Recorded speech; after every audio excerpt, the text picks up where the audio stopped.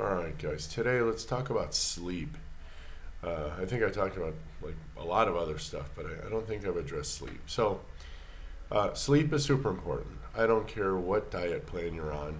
Um, really, how much exercise you get, but if you don't have enough sleep, essentially your brain can't release its poisons and toxins.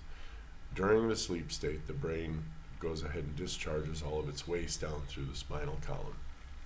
Uh, and again, if you're not getting enough sleep, then you probably you're getting cortisol hits, and you're most likely under stress.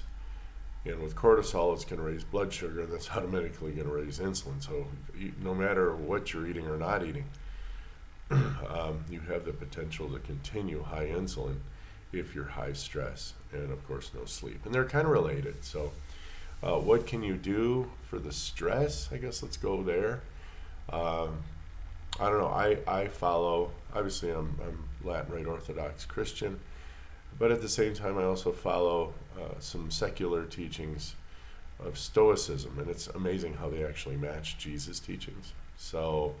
If you're not super religious, but you still want kind of the idea of a 2,000-year-old church manner of living, the Stoics are probably for you.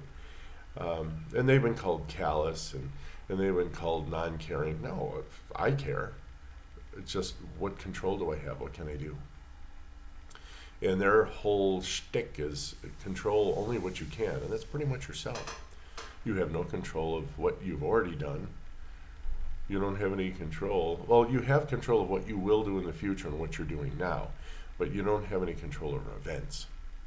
So if this is your problem, it's easy for me to say stop worrying about it, but look up the Stoics, find out some jewels of wisdom in there on how to manage things that have already gone by and how to manage things that are upcoming, almost 100% of which never happened.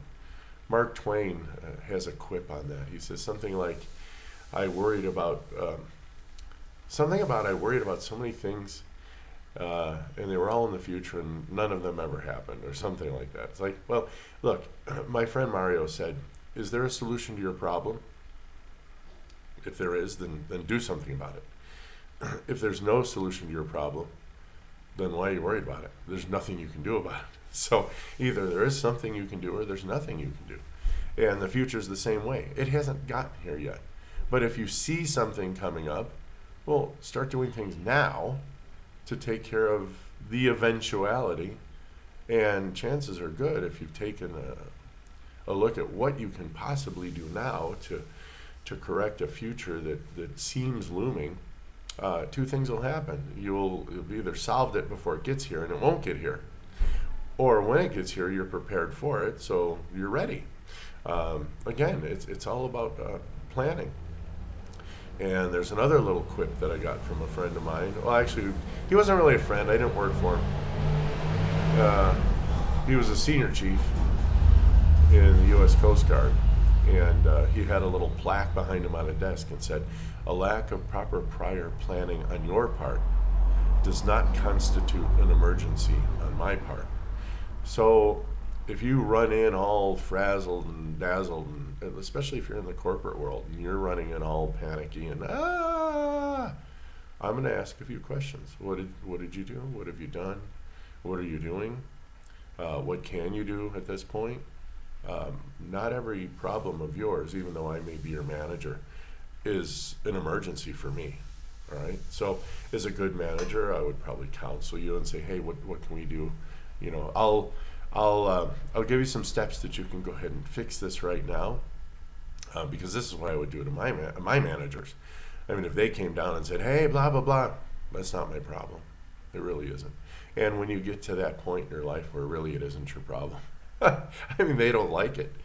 But if you're doing your 100%, not 110, not, I'm going to stay late and come in early. No, that's dumb. They don't pay you for that. Don't do it. All right? That's my whole shtick, my whole attitude. And they can't fire you for doing that. You come in when you're supposed to. You leave when you're supposed to. Cute little anecdote there. I worked in a healthcare company. There was a nurse who used to leave an hour later every day. And I remember my manager coming up and he said, "Hey, you notice she burns that oil. She takes one for the company. She stays an hour late every day." And I said, "Well, actually, no. She probably couldn't care less about you or the company. The point is, if she left at 5 when she's supposed to, she wouldn't get home till 7 because of traffic. If she leaves at 6, she's still going to get home at 7 because the traffic will have minimized." I looked at her. She looked back at me. I'm like, "Yeah, I'm not stupid. I have one of these things called a brain. And when you get enough sleep and you don't have any stress, your brain works a lot better." So do I have stressors? Yeah, I got kids. I got a wife. But I don't let it get to me. I used to when I was a carboholic. That's where I'm going to segue into kind of how diet can help you get sleep and then reduce stress and or get sleep and reduce stress. So yeah, they're constantly placing burdens on you. But you know, if you're a true king of your house and you serve, then serve them, and that's another coping mechanism as well. Hey, you have a job to do, and if they're running to you, obviously they see you as someone who can help them. So serve them. Put your thing aside. There are so many things that I can't buy, can't do, can't. Okay, so I can't do it. Now, maybe I'll never get to it. It wasn't that important. What's important? Serving my wife, serving my kids, right? We have a friend with us right now, and who's getting himself settled, retiring into Mexico and stuff. And so I'm serving him right now. He's going to bop over here probably in the next half hour, and we got to go and take care of some business, get him up to date, get him over into his house. I mean, he doesn't know the system. And I went through it, so yeah, I know the system, right? And I also know the pitfalls and some of the other things, so I'm a really good help to him, which is fine. I mean, he kind of decided to come here for that reason, that I serve. And when you serve, that's a really good thing. And one last little idea that Jesus taught, he said the 2-mile principle. You'll find it in the scriptures. I forget where it is, but look it up. You guys, if you're Bible thumpers, you know exactly what page it's on. But here's the thing: the Jews come up and say, "Hey, the Romans are making us carry their crap like a mile or whatever." Jesus said, "Carry it 2." And here was his brilliance. If the Romans really were benevolent, the ones that were kind of mistreating, so to speak, the Jews, and they were told to carry something 1 mile and they carried it 2, the benevolent Romans are like, "Wow, these are really industrious people. I have respect for that." Because they're servers. They're servants. In the true sense, not slavery of any means, but even if slaves. You guys, most of you are slaves and you don't know it, but I'm not going to go there. That's an economic seminar that I can give you. But aside from that, what if they are real mean SOBs, right? Or SSOB, being grammatically correct. And they tell you, "You're going to carry that 1 mile." Oh no, bruh, I'm carrying it 2. Just to show you can't get nothing over me.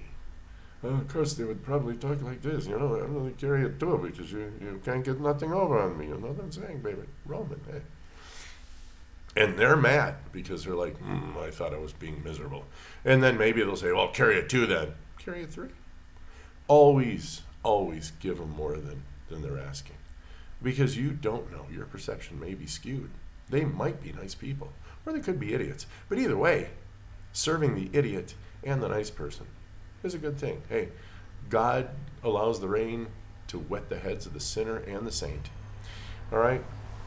So now, how can you begin to start thinking about commencing this whole, I'm not going to be stressed, I'm going to sleep more? Well, change your food. All right? Get rid of sugars. Get rid of grains. Get rid of refined foods. Get rid of starchy vegetables. Get rid of all fruits. I'm talking, obviously, not the botanical fruits like avocado and tomato. Those are really good. Look up on good keto foods. Maybe I'll do a whole list of keto foods that I eat personally and that I know I'm able to eat if I ever, have to go out to a restaurant or something. But get yourself fat adapted as fast as possible. The brain does use glucose, but it doesn't prefer glucose. A lot of people say, well, glucose is the preferred fuel. No, it's the required fuel to get out of your body and pushed into fat cells. Because if not, you leave sugar in your bloodstream, you're going to die. You cannot remain hyperglycemic. And of course, you can't be hypoglycemic either. You get dizzy, fall over, die. There's a range, but it's not super huge. And the body must deal with glucose. So if you cut all those carbs out of your life, now you're just dealing with fat metabolism. Your body can manage that beautifully. And it does for me. It has for over the last year, more. All right? And my brain is completely...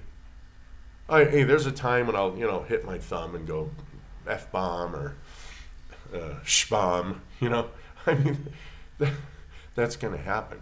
But it's a boom. It's a flash in the pan. It's gone. It's done.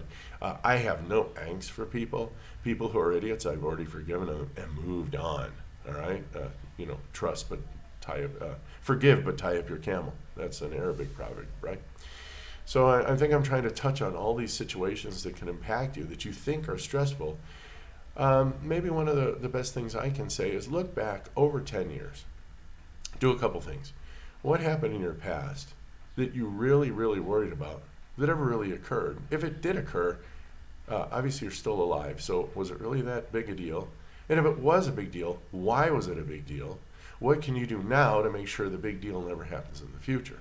See, this is all part of this planning, and even meditate on it. I mean, thinking back 10 years could be a good meditation, depending on how traumatic it is. I mean, you may not want to go through traumatic events. It'll still elicit a problem in your body. Your brain will think it's happening now.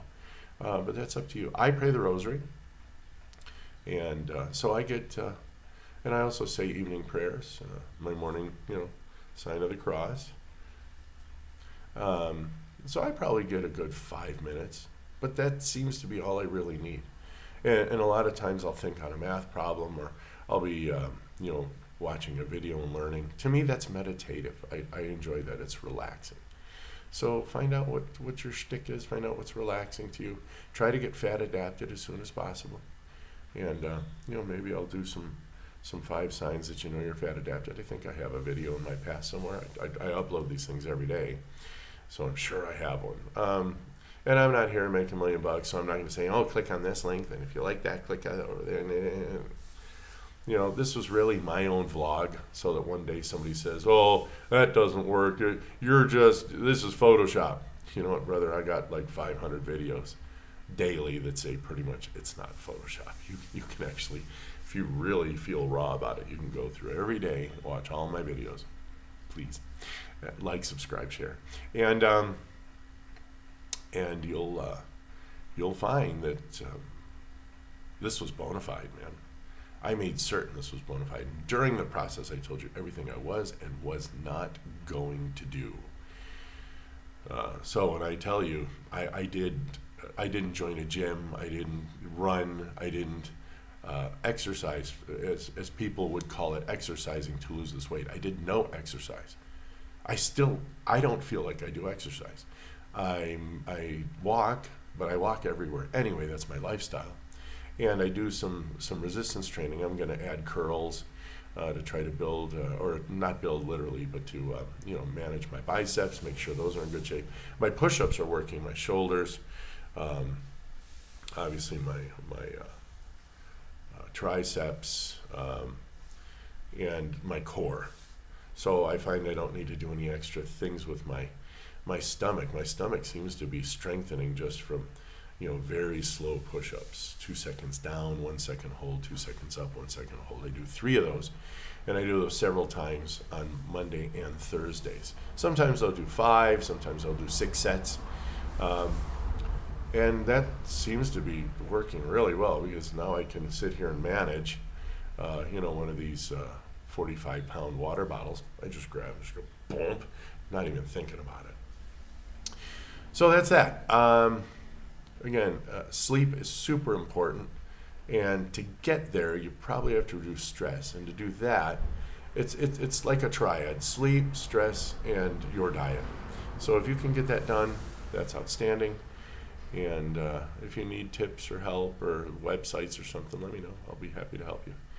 I'm currently finishing up my certification in my health coaching, so it looks like I may be transitioning a lot of my channels just over to that. And that's kind of what I want to do. So we'll talk soon. Be well. Bye, guys.